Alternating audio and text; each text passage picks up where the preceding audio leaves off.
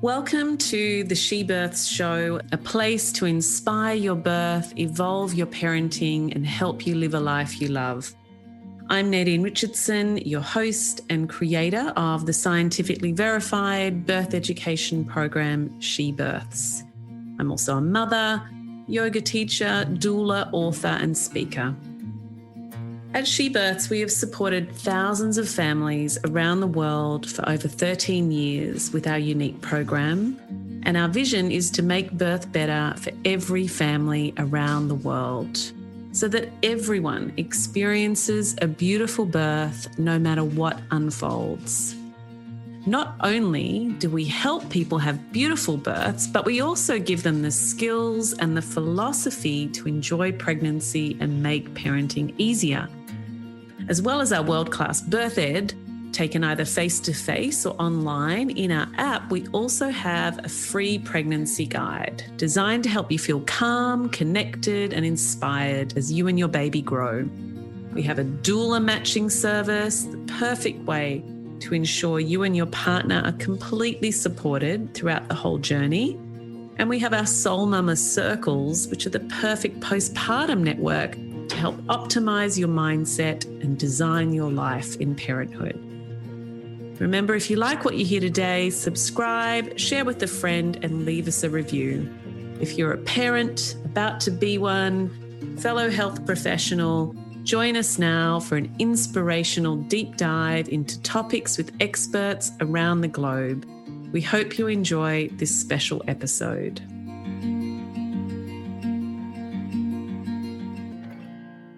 Hello and welcome. Today we have a very special guest, Dr. Oscar Serrallach. He is a medical specialist dedicated to being in the service of mothers. He practices functional medicine and is author of the groundbreaking book, The Postnatal Depletion Cure, that we talk quite a bit about in the She Births course. His book was the first to research the unique biology and hormones of a woman after birth and the toll that pregnancy, birth, and breastfeeding place upon her. Postnatal depletion can be potentially devastating for our relationships and families, and even our whole culture if it is not addressed. Oscar has developed a unique screening and treatment protocol that addresses the requirements of fourth trimester healing, which can be applied up to a decade after birth. Recovery depends on holistically addressing and attending to a mother's biology, psychology, and life purpose. Oscar has also just recently returned from a maternal neuroscience conference in France called the Parental Brain Symposium. So we're really lucky to hear some of those really groundbreaking research highlights as well. So in our talk today, we're going to discuss postnatal depression and how it's different to other forms of depression, as well as the spectrum of it. We talk about your extraordinary hormones and how the placenta is creating over 200 of them. And Oscar is so helpful and shares a fantastic board meeting analogy that I love, and I know you'll love too. It's great to get your head around the complex roles that these hormones play in our bodies and minds. We talk about how modern life contributes to depletion and how the tired mum has become a meme that people laugh about on social media. We also discuss the partner or the support parent's brain and how their in utero connection is so profound, and so much more. I hope you're going to love this conversation.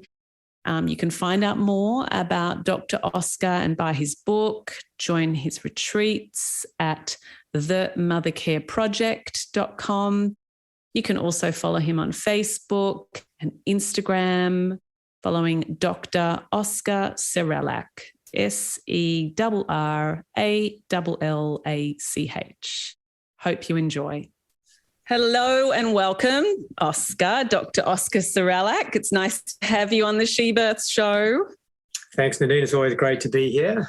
Yeah, I can't believe we finally got you after a couple of years of being my doctor. We can sort of tether that relationship slightly a little bit apart towards this now that I'm so much better in myself. Thank you.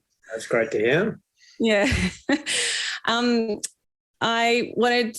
lot of the people who are listening are birth workers and a lot of parents, and they would have already heard a lot, I think, from you because of your amazing book, The Postnatal Depletion Cure.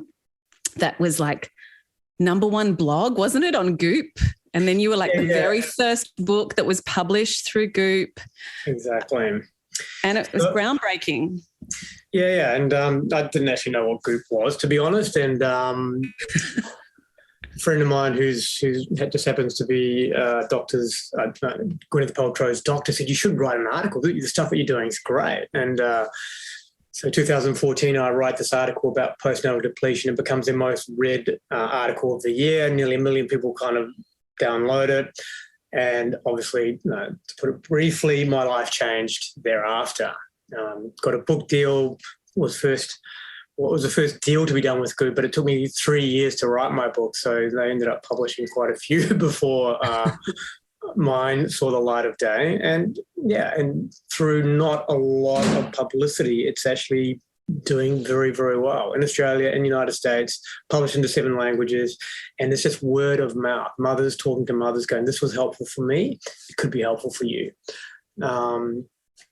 And I think a lot of the mother journey has to do with acknowledgement of where a mother is at. I mean, that's a really lost part of the journey. And then from there, you can actually reframe your experience and understand with perhaps more clarity why it is that a mother's struggling, and usually because it's not that she's not trying hard enough, it's because she doesn't have enough support and she's basically stumbled through the process of conception, pregnancy, and then just finds herself in postpartum in a pretty bad state. And that's often when they're looking for solutions. So, and ideally we're doing things before the problem starts. And this is why I love your work with it, because you're actually setting the mother up on a healthy trajectory. It's not just about the birth. It's not just about feeling empowered and those kind of things. You're actually changing your health journey and the health journey of your child as well. We'll talk about some of the sort of details about that, but it's really important. It's really powerful, and it's not just nice stuff. It's actually biologically super important that mothers are seen, supported, and really carried through that time, especially to the end of the first year postpartum. And if that happens, mothers are good. They don't have a lot of these things that people joke about, mum brain, and just you're tired. Of course, you're a mum. What do you expect? These normalizations that we have in our society, which I think are damaging, because kids growing up are going to equate motherhood with a drop of IQ and scatterbrain and all these kind of other things, and where in fact it's the opposite that's true when you're looking at the research. But wow. Well, I want to tease that out a little bit. I mean, you brought up so many points there, and thanks for saying we're helping, because I think so much of what we're doing at She Births is trying to restore the sacredness of birth, but restore the value of motherhood. And I know a lot of women, come out of the course and they're like, I feel prepared for, birth, but also like there's something very sacred and special about becoming a mum that I will honour, and I will actually create community around to support me. And I think, that's where we would love to hand the baton over to you in the sort of postnatal planning and prevention, again, of depletion, going into more depth. I suppose what we want to know, though, is like what is normal and what's not normal, because our brains do change after birth. Like there's less kind of grey matter. Like, can you talk us through what's normal? Like when you talk about mum brain, I thought we were kind of going more for like non-cognitive functions and stuff like that. There is a change to our frontal lobe and all of that kind of stuff going on, right? Well, the changes are profound, and it's meant to be an upgrade. It is an upgrade. And so it's really clear that mothers don't see it as a downgrade, even though they can feel it at times.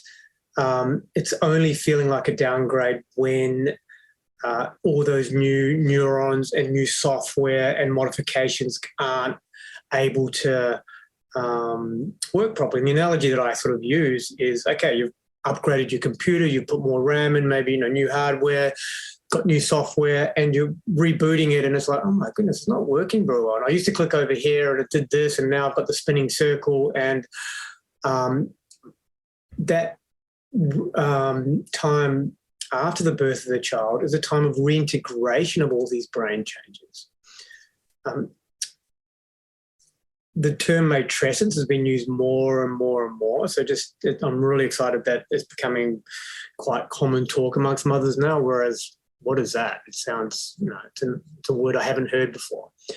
And matrescence really talks to the process of what's going on. It's a transformation from maiden to mother, as opposed to being pregnant, which is a state, or birth, which is an event, or it's actually talking about the process.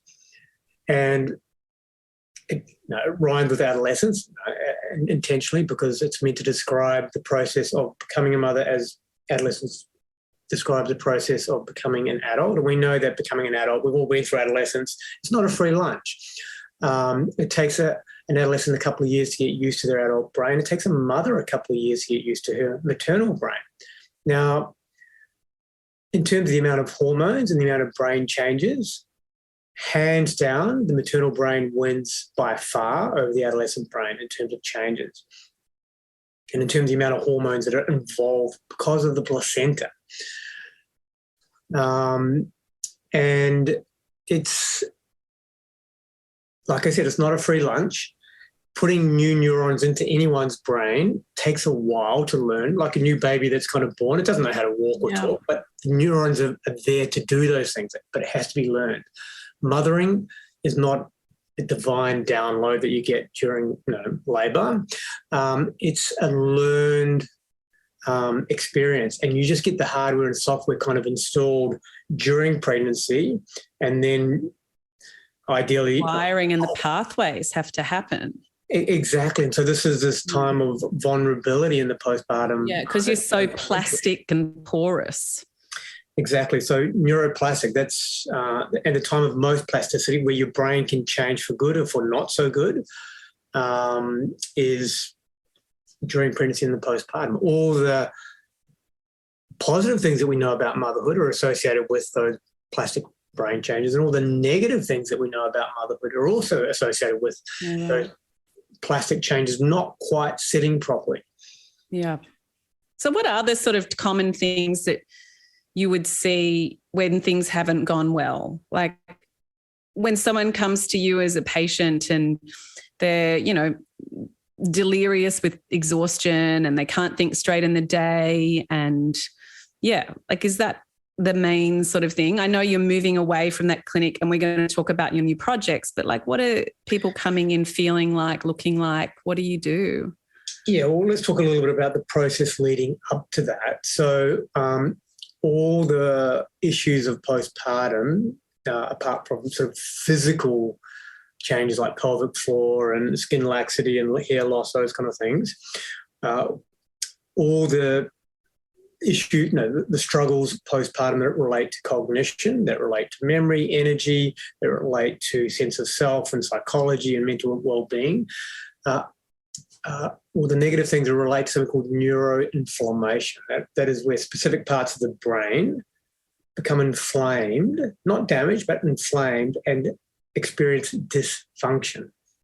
Right. And the type of dysfunction that a mother experiences is unique in the world of neuroinflammation. I mean, you can get neuroinflammation from many things, including long COVID as a type of neuroinflammation, and mold poisoning. Yeah, biotoxin illness. They're various, but the fingerprint for mothers is unique. Men don't experience it, and maidens don't experience it. Yeah. And what's surprising for me is, you'll be aware that this first ever approved drug for postpartum depression that came out in America in 2019. It's a placental hormone that they infuse into mothers, and it can recalibrate those neuroelectrical or neuroinflammatory changes. It can actually fix it. Wow. Now, they're finishing up phase 3 trials for the second time to see why their wonder drug also doesn't work for men and for maidens. They tried it in America, didn't work, so they're trying it in Europe now. They're about to publish their data, but that looks like and for me, it's so blindly obvious because it's fixing a placental hormone, fixing a post-placental issue for a unique electrical pattern that mothers experience of this.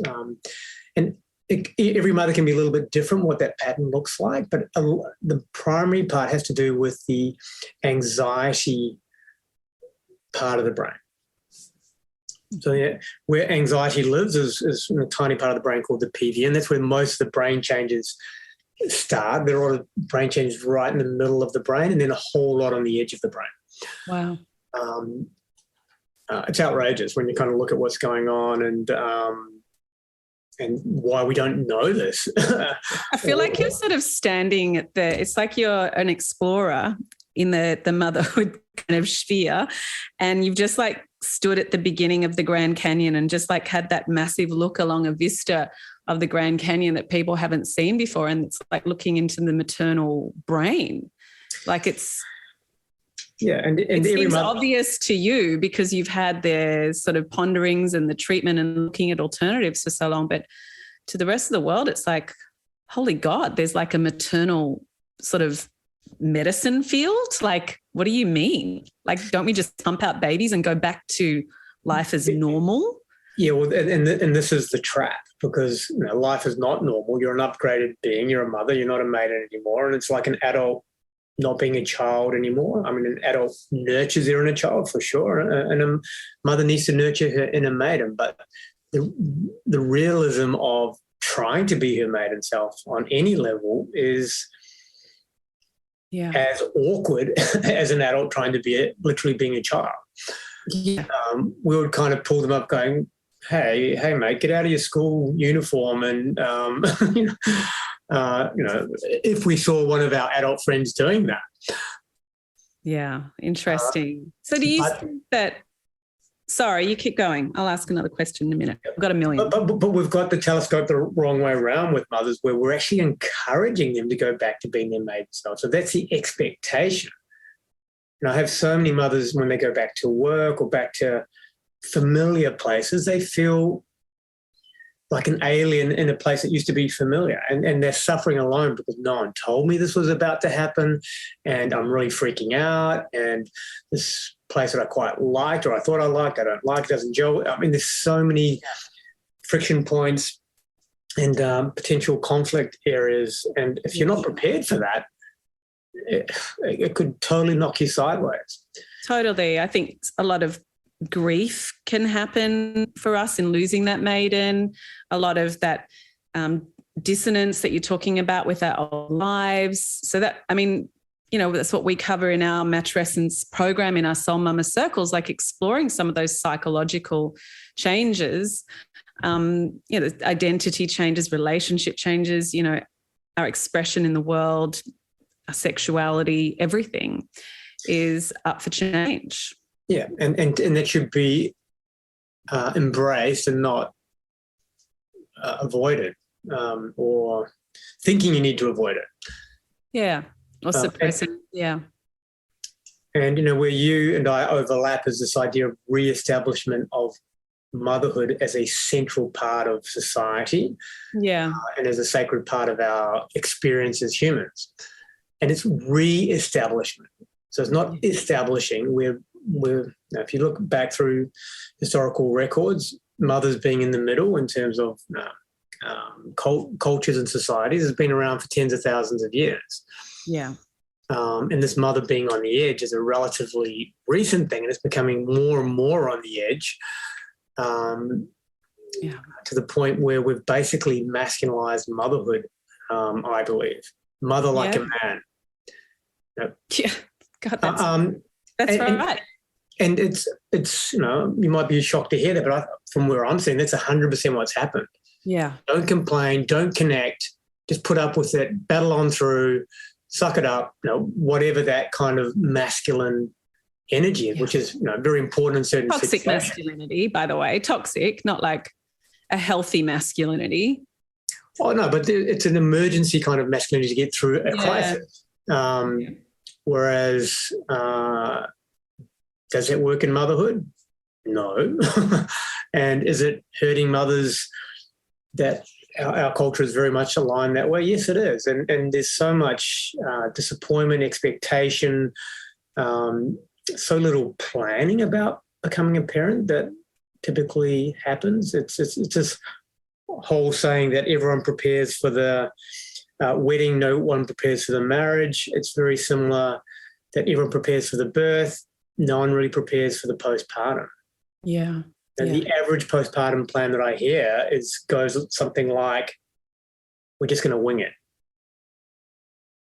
Yeah. Because how hard can it be? And we're so busy kind of just figuring out the pregnancy and birth and our options with birth and the practicalities. People are getting very caught up in those externalities as though they're the more significant an important part. Like you don't need a bloody change table. You don't, there's so many things you actually just don't need on a practical level, on that list level. Like this obsession on social media with like, what to pack in my hospital bag? Seriously, like, have you thought about what's going on internally, on the psychological, the emotional, the physical level? That's far more important. People can just drop stuff off if you've forgotten something, it's totally, it's kind of the same. So, I mean, do you think that all postnatal depression or the majority of postnatal depression is coming from depletion?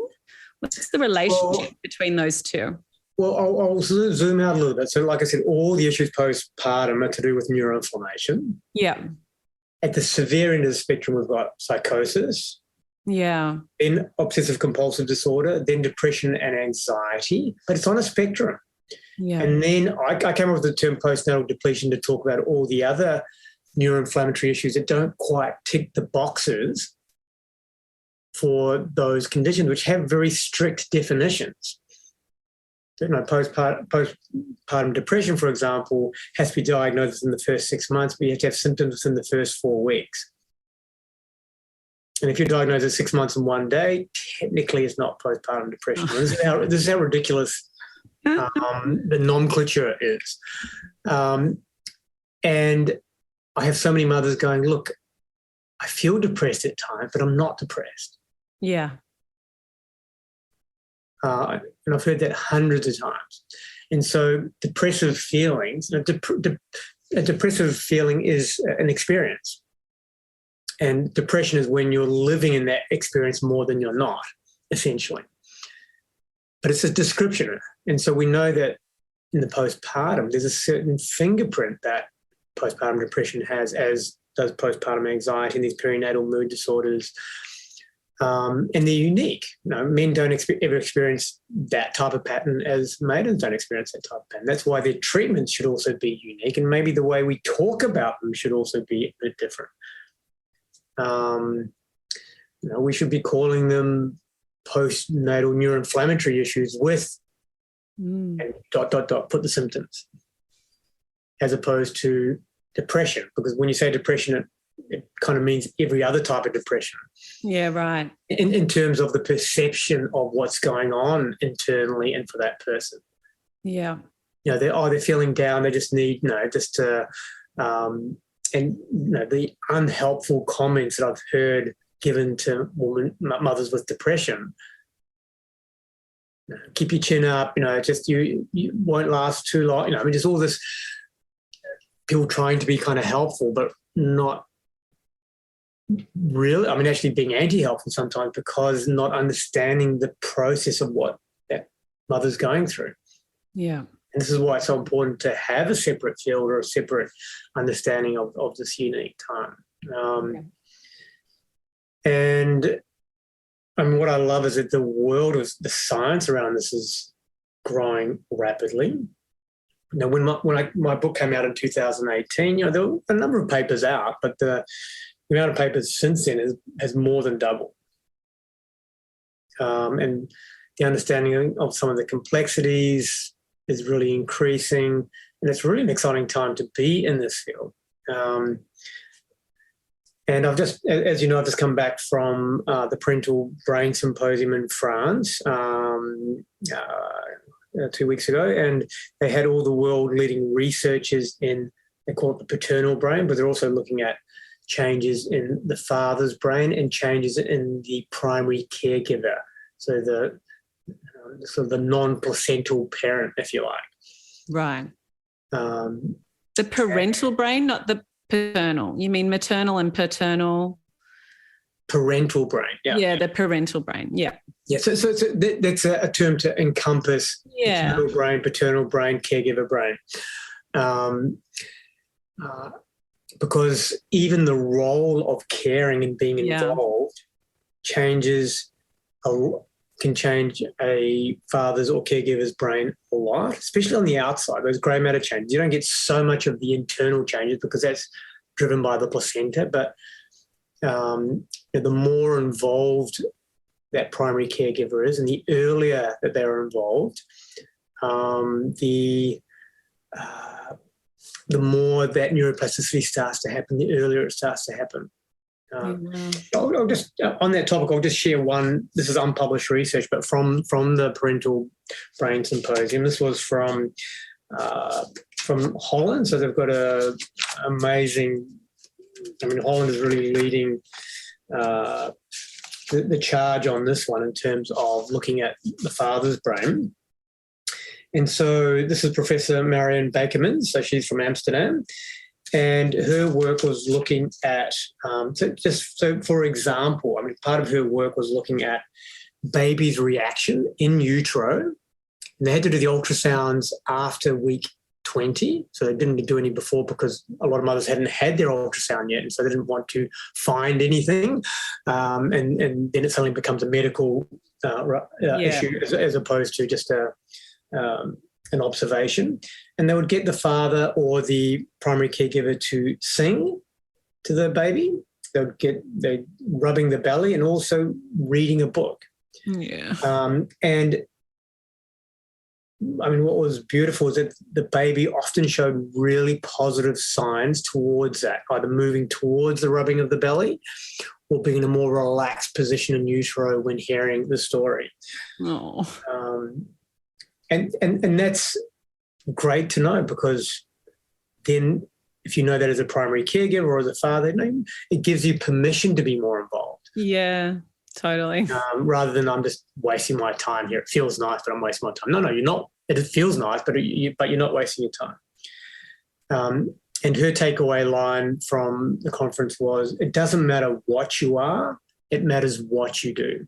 In terms of your gender or if you're genetically related to the baby or not, it's like that's detail, but what's more important is what you do.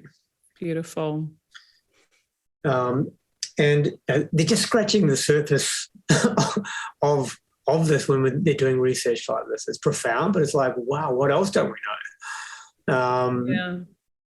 Yeah. I think it's so beautiful. I mean, I've been telling people for ages to play the tapping game where partner comes up and like taps on the belly when the baby's awake and moving, and the babies will often just come up and like just tap back, and you do tap and they do one tap, you do tap, tap, they do tap, tap, you do tap, tap, tap, and they're like, oh, I'm out of here. That's too hard, But, it's like, hey, I'm here. Like, I'm here. I'm feeling, I'm hearing, I'm absorbing. And I thought there was a beautiful study years ago I heard about women that stroke their bellies.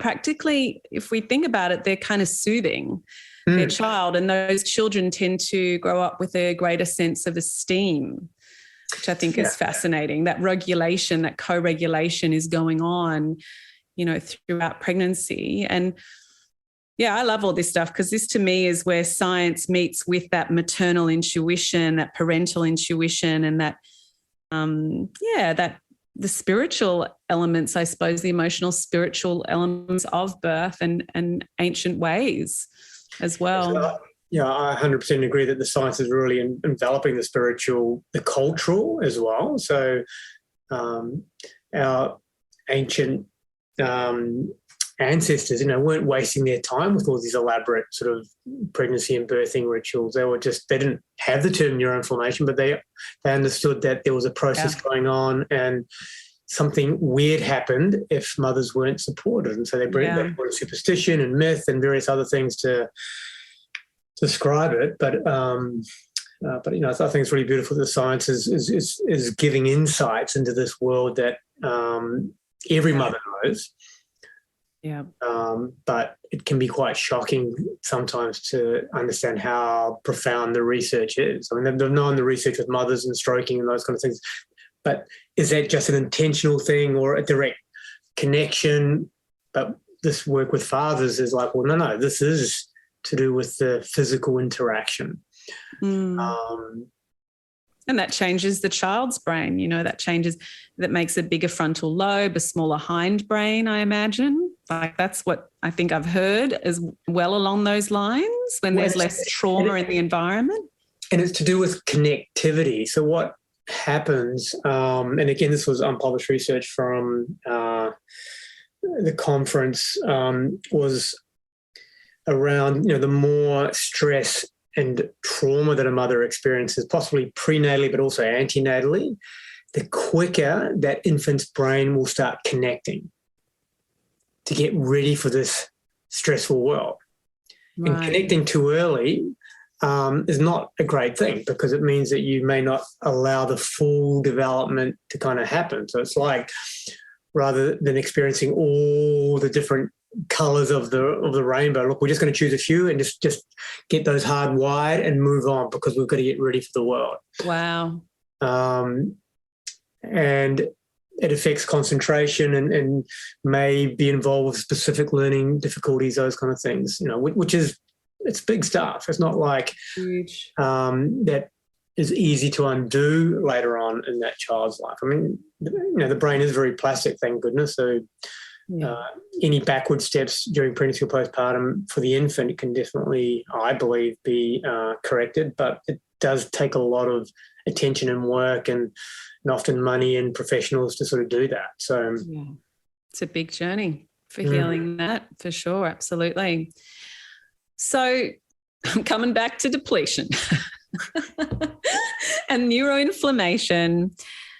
Like, what are you've talked to me before about all the hormones as, I sort of think of it like a conductor of the orchestra for the nervous system, but then I really love your analogy of this conference table of hormones. Can you talk us through who should be at the conference table running the ship, Well, so hormones are quite complex, and so I think if we use analogies, and I use the sort of the board meeting analogy, knowing that again mothers are upgraded, but when you look at the board room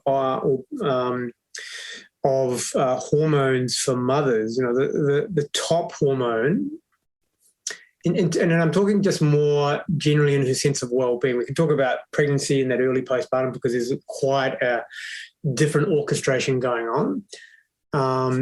But in terms of just general well-being, thyroid is a very key one. It's only got one role to do, and it's like the CFO or treasurer. It sets a metabolic budget, and that's all it does. And it's the only hormone the placenta doesn't make. The placenta makes 200 different hormones. So setting the budget is a big deal.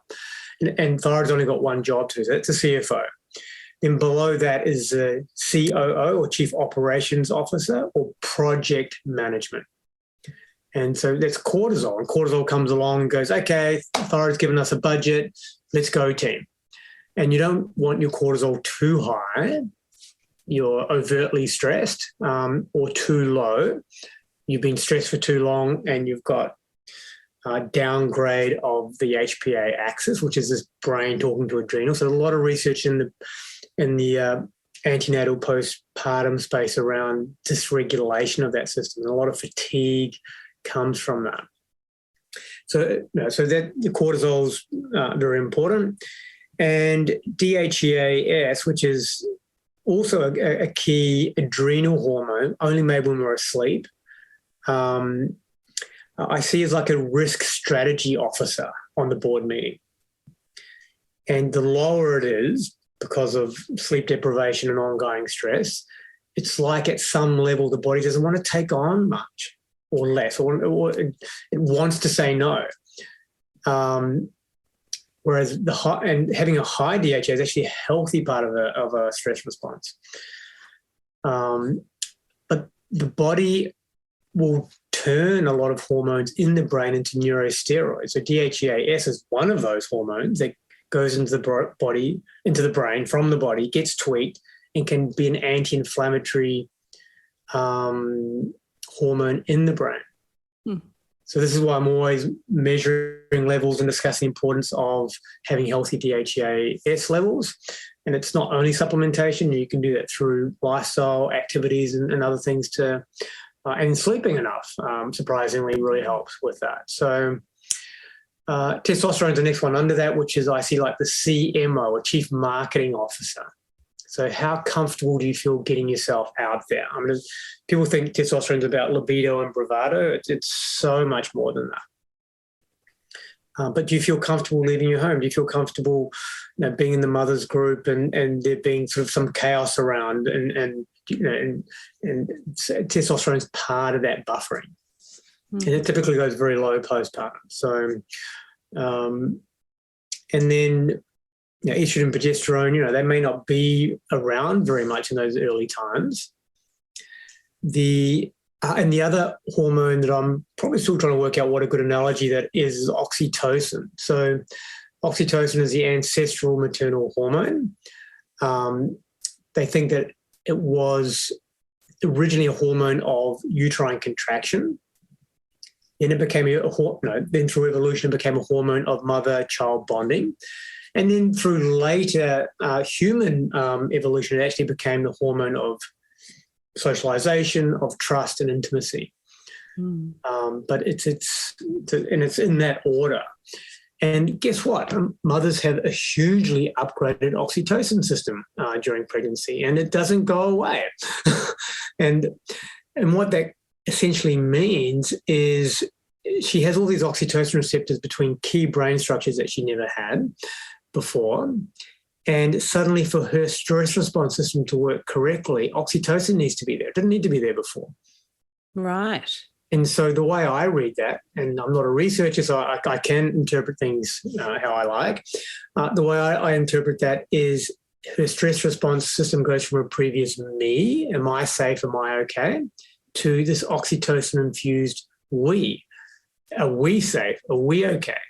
Does this make sense for us? And if you're not ready for that upgrade, which it's a superpower, it can really feel very, very odd, caring more about the child, your family, the world than you ever have. Yeah. Crying at a commercial or things that you think, what is happening to me? Yeah. But to feel in we is a superpower. Yeah.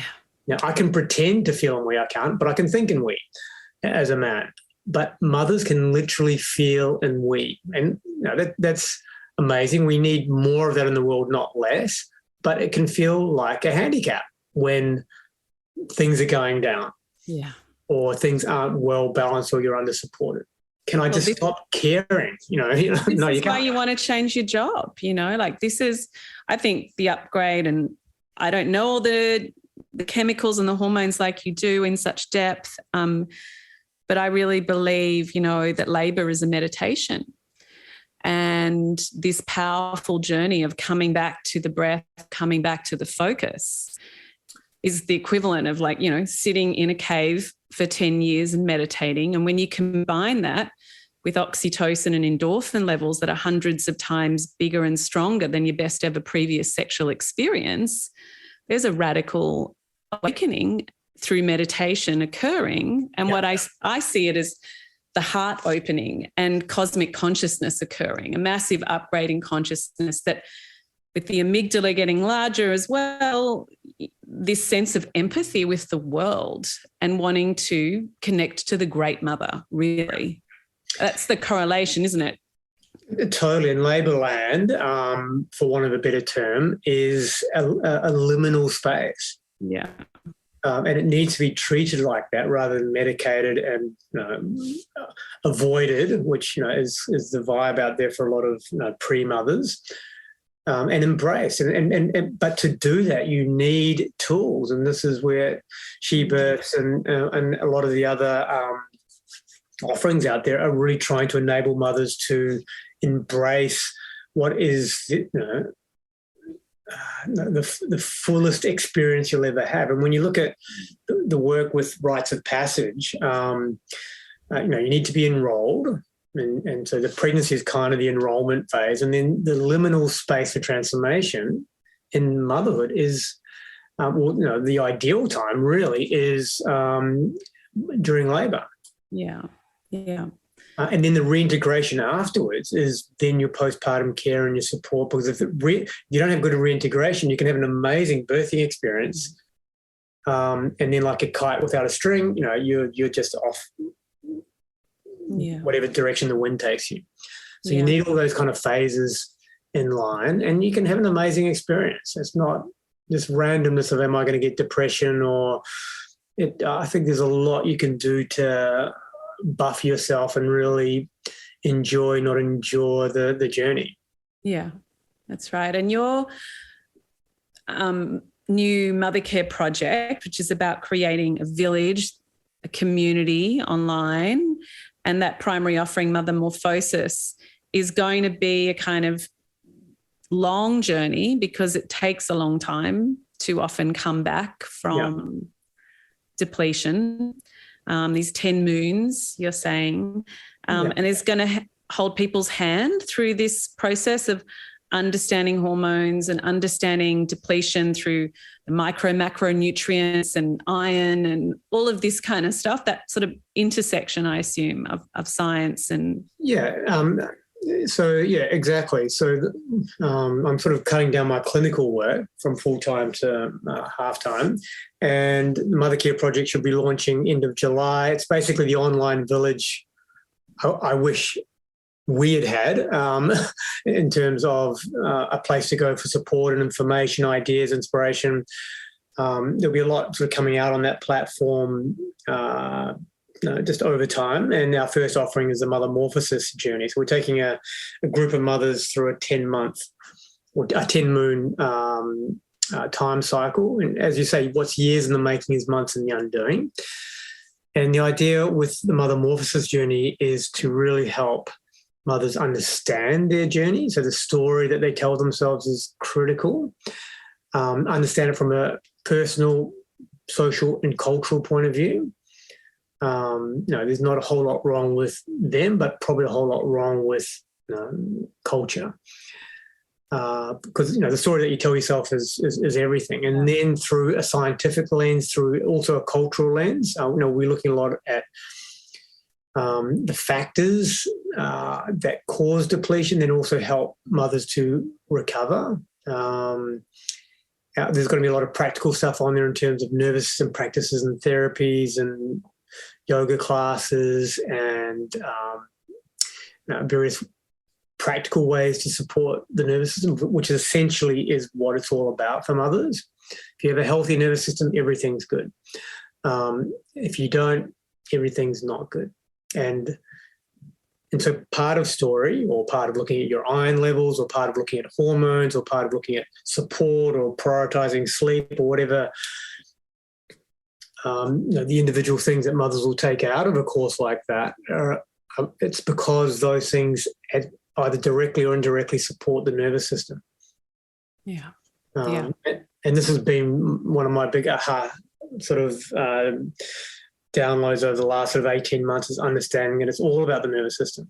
Yeah. I've heard you say, you've said to me, and I really took it on board, and I think it was a big turning point in my own healing. What's 20 years of, solo parenting and working really hard in service of others, because I did have a massive upgrade and I followed that through my pregnancies.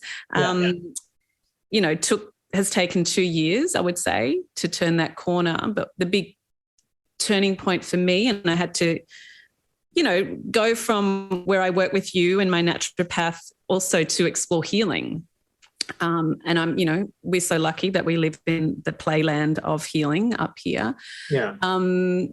But I always had in the back of my mind, all roads lead to the nervous system when it comes to healing. And what has resonated as well over this sort of radical healing I've been doing here and up in Byron the last year has read in Stephen Biddulph's book, how our instincts and decision-making is not as clear, or our intuition is not as present, or it's often misguided when we haven't had co-regulation as a child with our parents.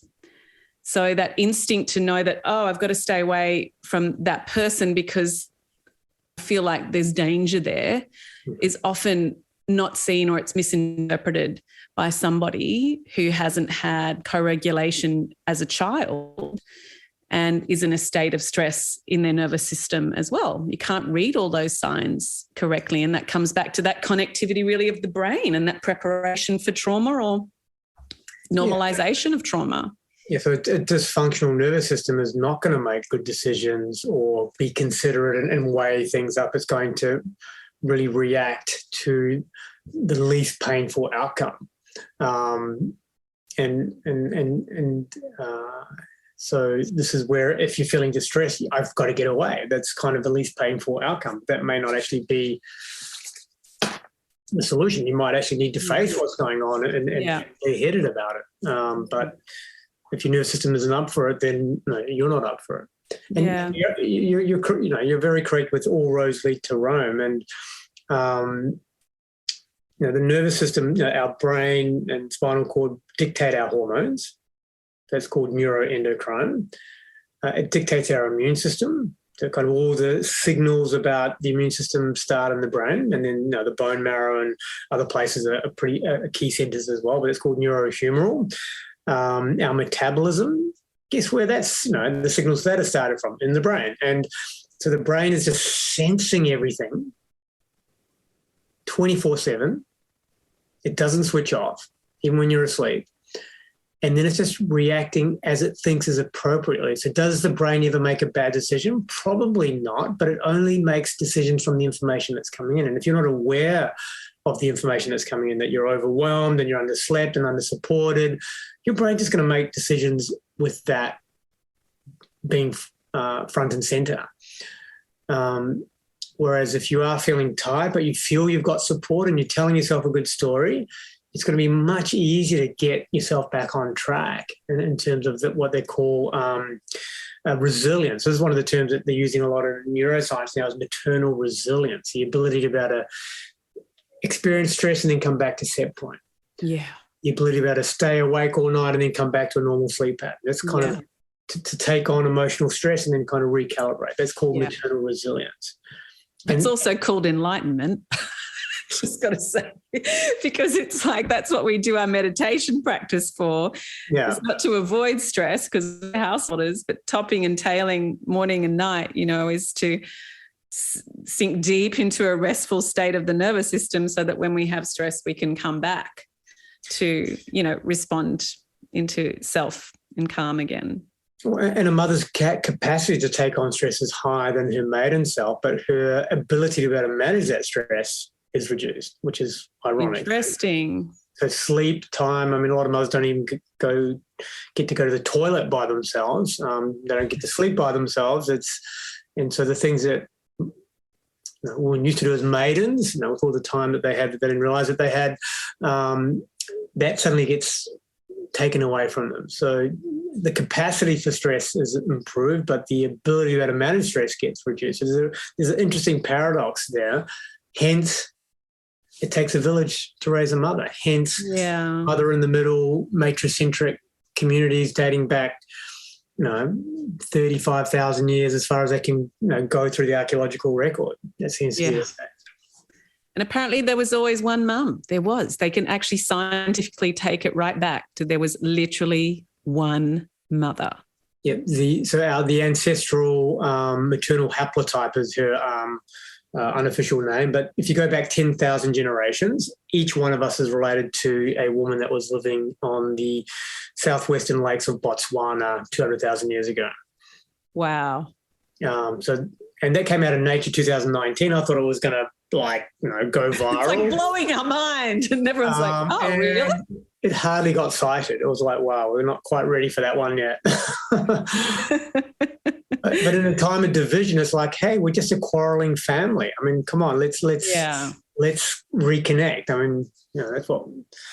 I've got so much hope in terms of the rise of the rise of the feminine right now. I think there's such a radical awakening as we, start to acknowledge the feminine and the earth. We start to acknowledge our mothers. I think in the last few weeks in Australia, there's been a big turning around. Yeah, I'm feeling that too. I mean, the teal movement is what the media is kind of calling it, but it's the idea that these independents that are in Parliament, they're looking at the environment. The environment, some people call, Mother Earth, the Great Mother. Yeah. And she's going to keep coming and biting us if we don't collectively do something. Yeah. We've all been sent to our rooms again. again with naughty little timeouts. We're going through up here. You misuse resources. Something's going to has to happen. Yeah, that rage for sure. Absolutely.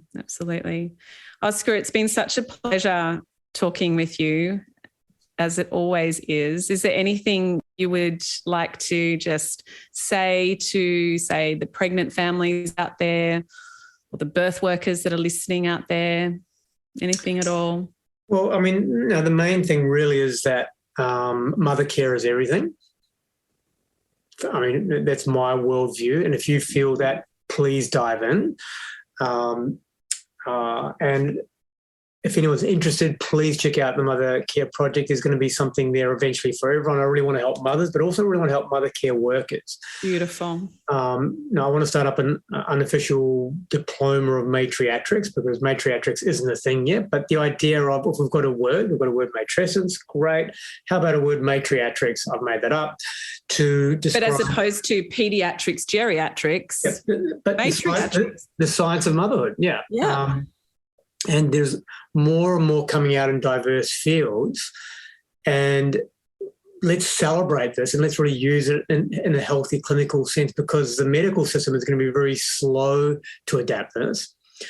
So let's not wait for the slow change, and let's embrace the future in terms of what is, I believe, biological. Mother's in the middle, mother's central in our cultures, and mother's central in our decision-making processes for important decisions.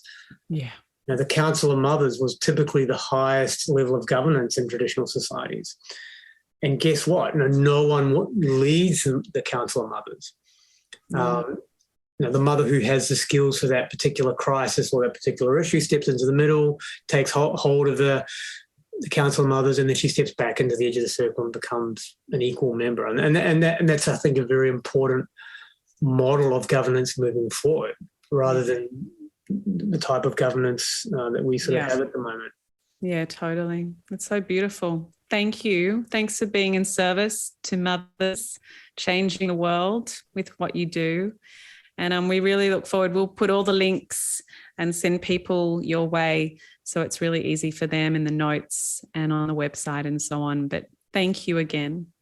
Well, and thank you, Nadine. You're a real pioneer in this space. You've been in the mother care world for a long time, and even before I was even thinking about being a parent, you were in this kind of space. So, hats off to you for what you do, because the preparation, I believe, is more important than the fixing. Yeah. And so we need that wisdom, we need that care, and we need that guidance, preconception, during pregnancy and postpartum. It's all part of a collective. Yeah.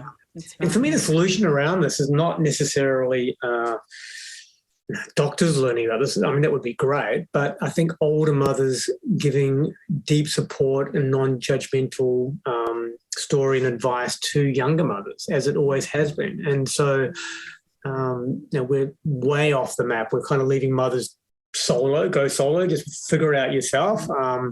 That's not a great map.